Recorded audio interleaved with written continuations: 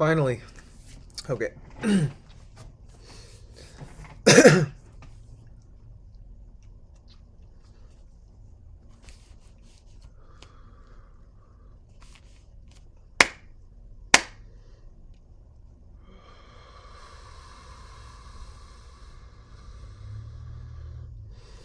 Okay, hey, what's up, you guys? My name is O'Shea, as well as Shay. You can call me Atanu or Cool Cat.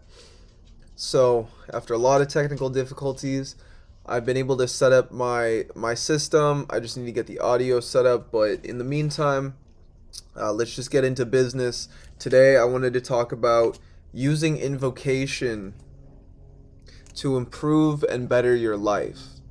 Okay, so I'm gonna make this video before the evocation video. For myself, I understand invocation a lot better than evocation. I want to say, even stepping onto the left-hand path and doing magic, I was never really someone to evoke and ask the spirit, hey, do this. I tried a whole bunch of times, didn't really work. But I noticed that whenever I sat with them in ritual and in meditation, they really respected that. And the thing is, when I wouldn't ask for things, what they would do is, just read my mind. They'd be like, okay, he wants to know this. Okay. Do this, that, let me come into you. And then from that, I learned how to do things through invocation. Because evocation, and I'll make a video on that, is when we call forward the spirit and we're like, hey, can you help me with this? Can you, well, I wouldn't recommend that actually.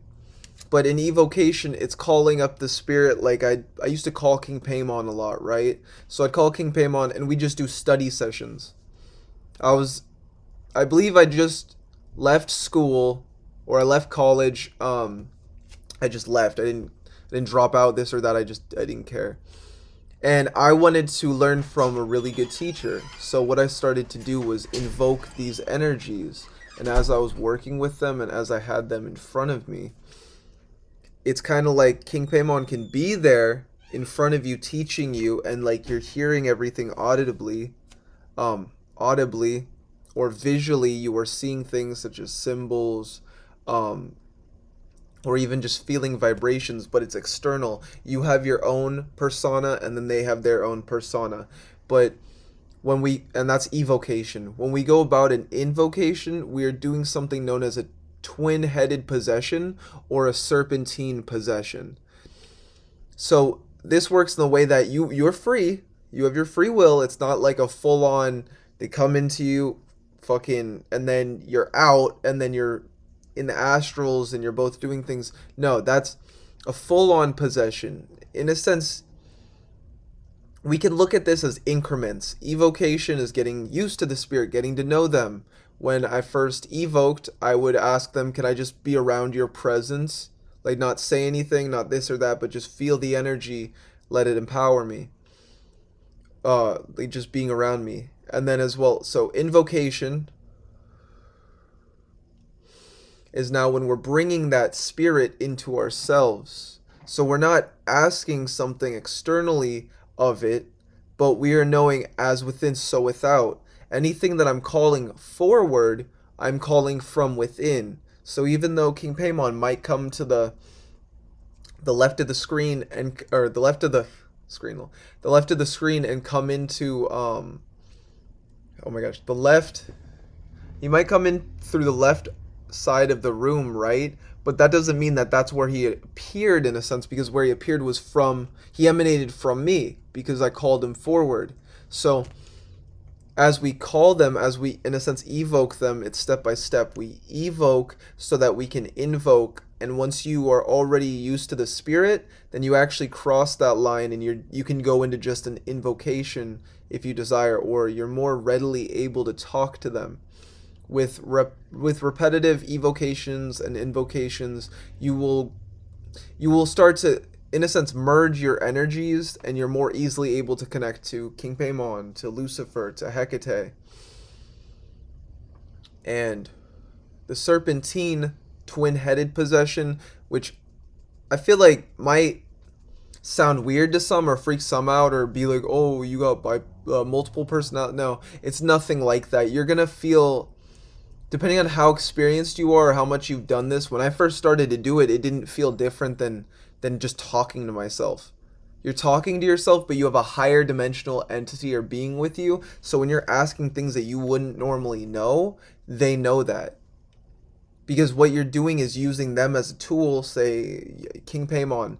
We're using him as a tool in order to bypass our conscious mind into our subconscious mind. Once we're in the subconscious mind, this is, you could say, the quantum computer or the supercomputer that we have inside of us. It knows everything, it knows the all, it is everything and the all. This is why when, as well, you tap into your shadow, you start to know your darkness. The darkness is what creates the light. So by knowing the dark, you know how the light is manifested. So you know what light is and you can break it down and create from that. Something I learned through invocation. If I wouldn't have invoked King Paimon, I wouldn't or I might have, but I wouldn't have known that in the same way that he portrayed to me and showed me. King Paimon is a deity and a being as well that can heavily increase your claircognizance. So you'll just start knowing things by picking up on them. By holding a laptop, right? At some point when you have more advanced or sophisticated forms of clairvoyance, clairsentience, claircognizance, just by looking at this computer, I can start to analyze it and look at the electronics inside of it. I can see what makes it up, and it's all from reading it. It's just like a person. I can't see your kidney, right? But I can read you and be like, that's not functioning well. You drink too much, right? And that's because I am sensitive to the bioelectric impulses that other beings give out. The ways in which we can use invocation to better our life. When you invoke, you become clearer, you become calmer. Today I actually invoked Belial. I invoked the Trident, Belial, Hecate, and Lucifer. And it was funny because when I got out of that invocation, I saw someone else also invoked those beings and those deities.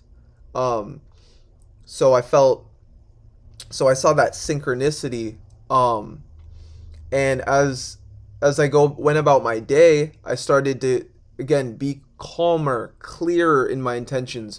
Emotions didn't affect me as much. Something that Lucifer teaches, as well as Luciferians know that the emotion is what empowers us. So when we let others tilt our emotion or we're tilted by our emotions, then we're not thinking right. So by becoming balanced, you can think more clear. You can get a clearer intention out to others. And as well to yourself. When you are thinking clearly, you can see what you desire. You can see who you're meant to become. But before my invocation, I was a little bit clouded. The past week I've invoked, but before that I wasn't as much anymore.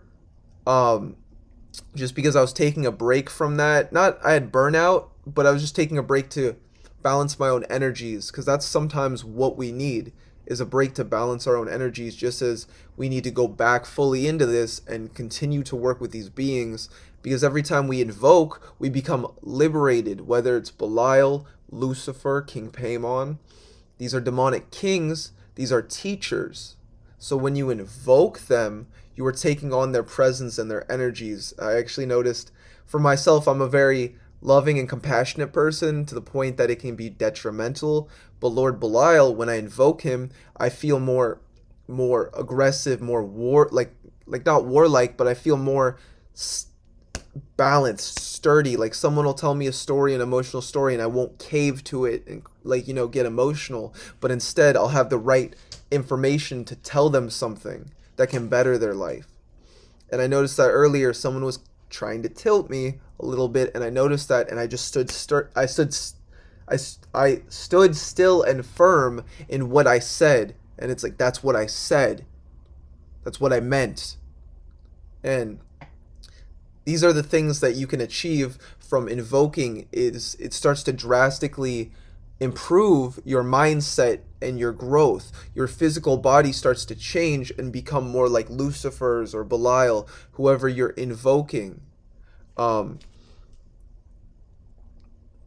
So with that, I just wanted to make a short, quick video on something that you guys could just go into ritual right now if you chose to desire. Grab Lucifer, grab Belial. Maybe you've never done it before.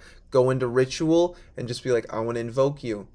And then focus those energies towards not the physicality, not money, not this or that, but your ascension. Always be ascending, always be evolving, stay progressing. Become your greatest version. I hope you guys have a beautiful day. This is OccultCat out. And that was invocation, how you can use it to better your life. Stay beautiful, stay blessed. Peace.